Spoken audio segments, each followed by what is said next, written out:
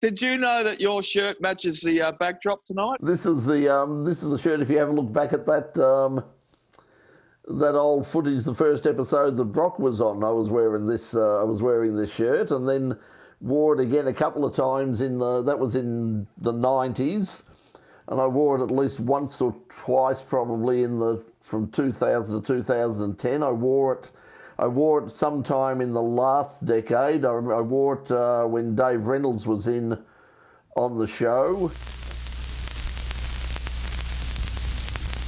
I heard you had a fight with an air filter or something. Well, it's just a little plastic clip. They're always just little plastic clips. I got this little plastic clip, and it's like you got to use two hands. So you close the clip and then pull the cover off. That's what you do in theory.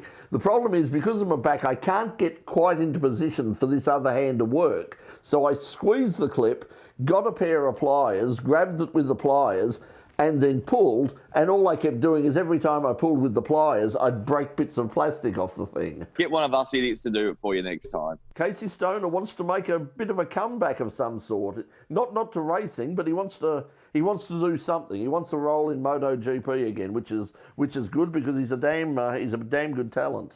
I'm sure Ducati will probably have bids on him, and so will Honda, and for all the different reasons, to have him sipping coffee again. But he also put his backing behind Miller in the last couple of days as well too, saying exactly what I said to you. I was saying to my mate Tristan up in New South Wales last week that he's getting a factory spec bike next year, but his expectations shouldn't be huge because he's had a factory spec bike in the last year and a half basically anyway. So he's just going to get a lot more support around him and people listening to him, maybe some tuning, but the bike's not going to be a hell of a lot different to what he's already racing. He's obviously a really good rider, Miller. I mean, he certainly is very, very good in the wet. I mean, we saw that at Le Mans when he won that French Grand Prix. The guy is fabulous in the wet. Mercedes and Ferrari, as per usual, got the jumping the gun and can test their 2018 cars, and someone like McLaren, who has been swapping to and from engines, can't do it because they haven't got a car with an engine in. I didn't hear that. Yeah. Yeah, so Merck and Ferrari have got a 2-day test coming up either the next week or two. Yeah. I knew about the test, but I didn't hear about McLaren not having an engine. Yeah. No, McLaren won't have a. Well, they've got a car, but they haven't got an engine, so they can't test. I see. Toto Wolff is also openly putting out there that Sebastian Vettel is still very much a chance for Mercedes now. So we talked about that as to whether he would. Whether he might hop on board with Mercedes. I'm sure the factory Mercedes would really, really like to have him, but obviously I'm not sure that Lewis would like to have him, but it'd be interesting. I'd love to see it happen. I really would. As much as I don't like Hamilton's arrogance at times, I think Hamilton would put him to bed and put him in. Well, if he's not already in the Formula One grave and not to race again at that level, I think Hamilton would absolutely make a fool of him because Vettel's. It's Hamilton put him back in his place for sure. I think it'll be close if they were together. But I think it'll be hard as a team to manage them. But I think it'll be close. I don't know that it'll be. I don't know that he'll smoke Vettel. The fact that he's a German driver, there's going to be that sort of patriotic thing there as well. They might get behind him sort of more than they would another sort of number two. But that's why it'd be so interesting. I mean, just to see sort of how good. I think a lot of people underestimate Lewis Hamilton, and I must say I've been very I'm like a lot of people. I mean, I've never been a huge fan of Lewis, but I think that what he's been doing recently, the stuff that he's been coming out with, like with the Black Lives Matter thing, and even going back to the Australian Grand Prix. I mean, he was the first one. I mean, on the day that they arrived, he was the first one who was saying, "We should not be here. This is, I have a contract. I'm here. I'll drive the car and I'll do as I'm told, but I'm just letting everybody know we should not be doing this right now. This is not the time to be having a Grand Prix." Turned out he was right in the end. Well, remember the live stream we were doing on the Thursday down at Fed Square? And remember the last 2 minutes you were on air, and I was I was trying to give you the news that Lewis had made a statement just then, literally. So he was right ahead of everybody else, trying to call some shots there. And I couldn't quite get it to you in time before we cut the live stream off, remember? But that was pretty...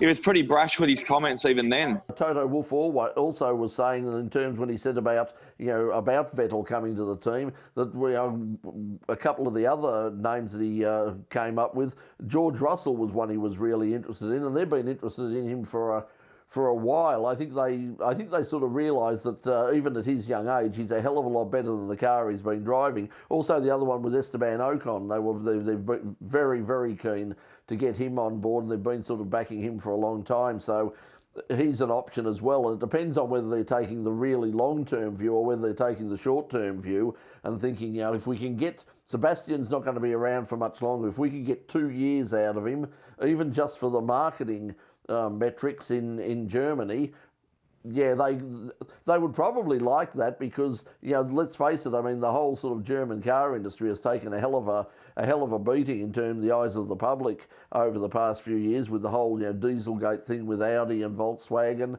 So I would imagine that they'd be really keen to have somebody like Vettel as their spokesperson, because he's still enormously popular in Germany. The other thing is we all need to get together and start doing some practice into some TCR here in Australia and New Zealand to see that if you are qualified and got your CAMS license and you're competing in the Australian or New Zealand TCR series, you can compete in the worldwide E-Series.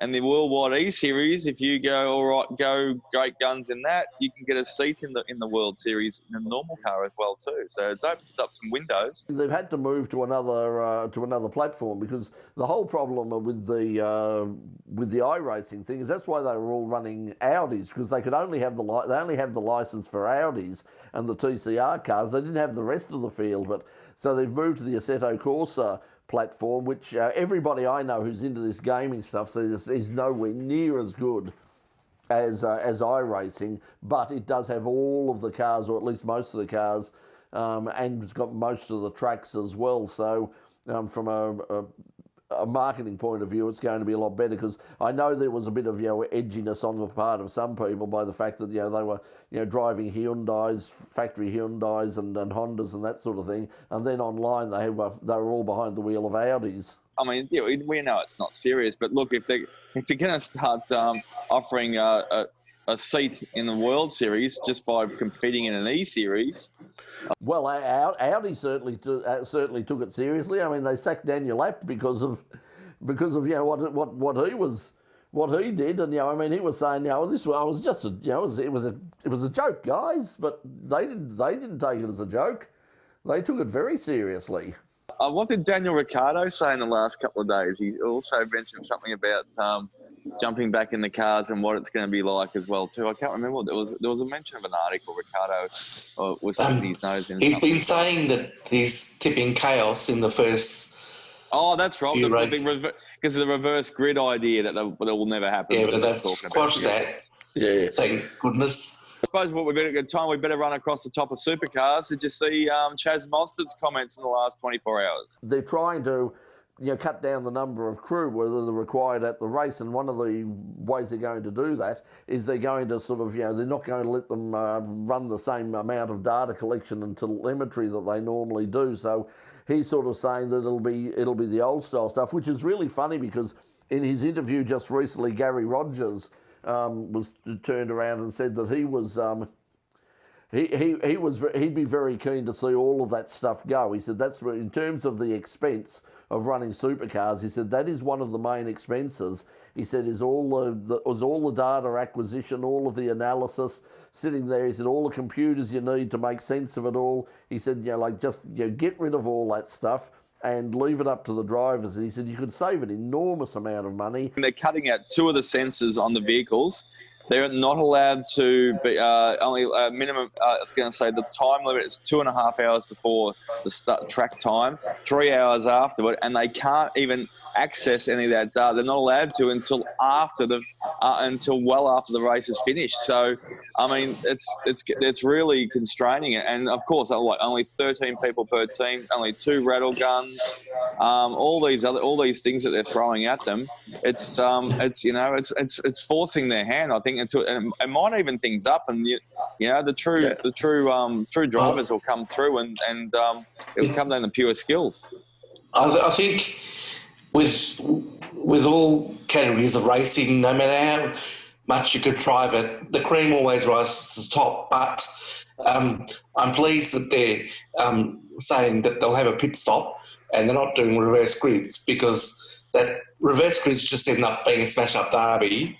And we've had supercars with no pit stops before, and it's just the person's led from start to finish, and it's just, especially in a sprint race. Yeah, it'll be interesting to see how they go, but that was certainly one of the things that Gary Rogers was saying, just the fact that the number of people, he said, let's find a way, if we want to cut costs, one of the ways we need to cut costs is to knock down the number of people we need, because right now, as he said, he could run the TCR team with about, I think it was about 12 people.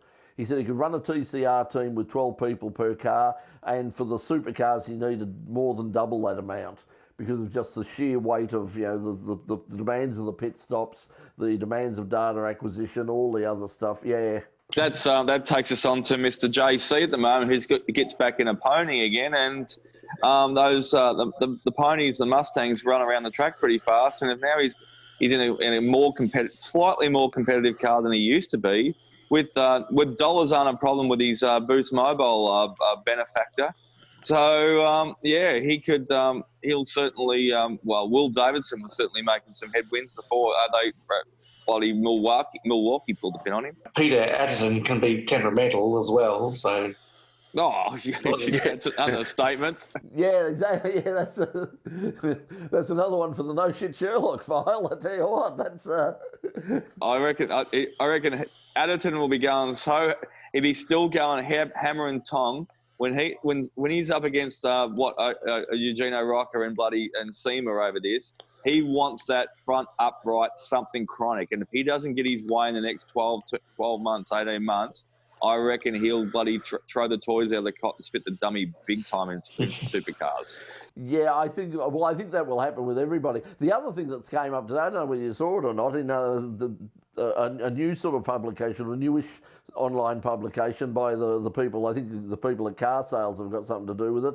Mike Sinclair from Car Sales has written an opinion piece, I suppose, saying that, claiming that manufacturers are looking as a replacement for the supercars, are looking at the possibility of running SUVs as the next generation of supercars, and they sort of showed the I-Pace, the Jaguar, going around. It didn't look half bad actually. It looked okay, but I don't know how they're. But as they pointed out, this is what everybody's buying right now. So if manufacturers want to race the things that are selling and they've got in the showrooms. Perhaps it's not as silly as it sounds. Well, how would you feel about sort of, do you think people would take going to Mount Panorama to watch people running around in SUVs? I was bloody, nah. Oh, look, I saw one of those Jaguars, a brand new spanking one, somewhere in the last few days. I walked past it. Very nice blue colour it was. And sort of got its little trinkets with the badgings in a different colour, and it's got different wheels and all that sort of stuff. And look, they don't look bad in the flesh either. I just happened to be walking to the right place at the right time. I can't remember where it was. Oh, that's right, down Parkville. Sorry, I had to go take a mattress down to my uncle and auntie from. That's right. I called you, Brett. Yeah. So I was taking the mattress from Noble Park down to Parkville, and I was walking past one. And I went, "Yeah, don't look too bad, in fact." But on a racetrack, nah. Yeah, I think it'll be similar to the Super Utes, which aren't resonating with people. It's good fun for 5 minutes, and that's about it. Yeah, I suppose it's going to depend, because I can't see what solution they've got. I mean, anything that they get in terms of like what the hell they're going to race. There's no Falcon, there's no Commodore, the Mustang is still around. There's no guarantee that they're going to run. They're going to run the Camaro over here. They have, General Motors apparently have confirmed that they will be bringing the Corvette to Australia. There will be a right-hand version. It will be here in Australia. And some people have said that they might end up doing what Honda has done in Super GT in Japan, which was supposed to run this year and will run in a couple of weeks' time when they start up. And they've got the NSX, but they put the motor back in the front for the racing version. So they're sort of saying, that might be a way that they will handle that for the supercars. Is the Corvette, the new Corvette will come over here to race, but it'll basically be a body dropped over a control chassis, and it'll be front engined. Hey, just while we're on the on Bathurst type stuff, did you say something about the Bentleys have pulled the pin? Yeah. Anyway, that's a dead set shame. They're just it is, isn't it? Beautiful machines. This is going to be the like one of many, because also just a couple of days before, Porsche announced its decision to pull out of GT-LM in the North American Sports Car Championship in IMSA as well. So they're sort of stepping aside from there. Bentley are pulling back. Volkswagen have already said that they will have nothing to do with motorsport anymore except for Formula E and electric-powered motorsport. So they've sort of pulled back.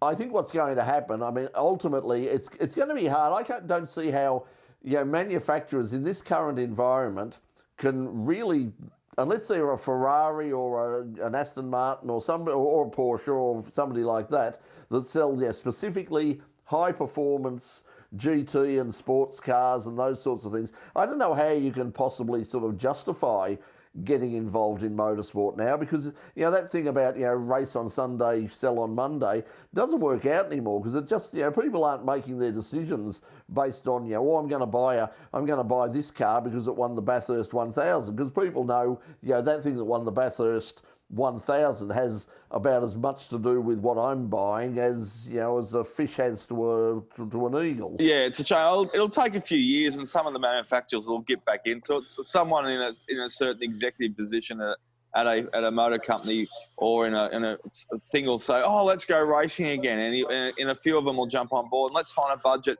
But it's going to take a few years for all that to evolve again, unfortunately, because when they've made a decision to pull out, yes, they do come back from time to time and get involved again, but it takes a while, for all the fallout or the water under the bridge to go. Hey, listen, what we might do is we're probably coming into the end of our allotted 40 minutes on Zoom at the moment. Sort of the budget doesn't run at this stage to pay for more than 40 minutes. So before the clock runs down, we might take this opportunity to say goodbye to each other and wrap it up sort of officially. So, Pete, what are your plans for the rest of this week? We'll see what's on KO in terms of motorsport. Well, the good news is there is some motorsport coming back, and I must admit that sort of when Formula One's, I'll probably even put my hand in my pocket and get KO as well. I don't want to give any money at all to that bastard Murdoch, but I mean you've got no choice nowadays. So so that's you. Well, Doc, you're out there sort of keeping the economy moving single-handedly, I believe. Ticking it over, doing somersaults backwards on the trampoline and practicing my forward cartwheels and spirals. But yeah, doing that. I think it's the last of the E-Series, I think, for free tomorrow night. So tomorrow night. Yes, on Supercars. So I probably won't watch that unless the notification falls in my lap at the right time. But look, like yourself, like we say every week. AFL starts this week again. We can watch a bit of football on TV. So yes, you'd be delighted. You'd be delighted about that. We are the crowd. We're the ones that on TV watching from home. Apparently they're gonna beam some people live straight into it. But Adelaide's lifted some more restrictions. I think they're going to have about 250 corporate people can sit in their boxes and 300 in the crowd. So So they can probably have a kiss cam with a cardboard cutout as well, though, too, if they wave it around the stadium, I suppose. What about you, Pete? I mean, I haven't spoken about it. Who's your team? Do you follow anyone in the footy? It's Collingwood, but I'm not that passionate. But it's Collingwood. Yeah, I'm the same. I mean, I'll be watching where, you know. I was passionate at one stage, I mean, because I've got family history with the club and all the rest of it, and used to go all the time as a kid, but yeah, lost a lot of interest in it now. I'll certainly be watching on Thursday because there's probably not much else to do, and yeah, good luck to everybody, and I hope nobody gets COVID-19 and nobody gets concussion. Or I think we'll win the premiership this year because the last two premierships that Collingwood's won have been in October. I'm just waiting for the cricket to start again. I mean, that's it. I mean, that's the thing. You know, football is what happens when there isn't cricket. I've heard that it's going to be e-cricket. I was talking to somebody today about sort of the cinemas reopening again. And they said, I haven't been to a cinema for years, but the moment I don't care what's on, I'm going to the bloody cinema. Go to a protest. You're sure to catch something. I'm staying away, well away from that. I'm too old to get tear gassed again. Again? Oh, yeah, I remember. I'm old enough to have gone to the Vietnam moratorium marches. And I remember. I'm keeping well away. That's, long time between drinks. There's a blast from the past. Anyway, comrades, I will see you... I will see you later. The people united will never be defeated. We'll catch you. We'll catch you later. We'll catch you. And this is we're calling this Full Course Yellow. I don't know. We'll put it on YouTube or something, or we'll do something with it. If you'd like to be a part of it, just leave a comment or send us an email or knock on my door and bring a bottle of something, and we'll talk about it there. Okay, guys, thanks a lot. We'll catch you later. Have a good one. See you. See you later, guys. Bye. See you later.